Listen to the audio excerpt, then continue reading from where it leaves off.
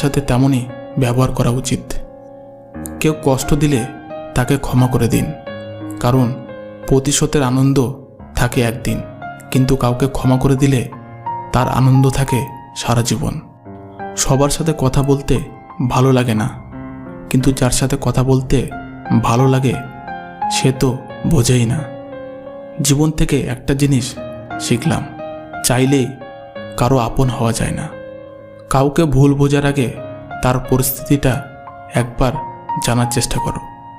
আজকাল কাউকে কিছু বোঝানোর চেয়ে চুপ থাকা অনেক ভালো। সমাজ মানেই তো ব্যর্থ লোককে নিয়ে রসিকতা করা আর সফল মানুষকে নিয়ে হিংসা করা। তুমি কতটা কষ্টে আছো তা কেউ দেখতে আসবে না, কিন্তু পান খুলে হেসে দেখো, সেই হাসিতে হিংসা করার মতো লোকের অভাব হবে না। চুপ থাকতে শিখুন।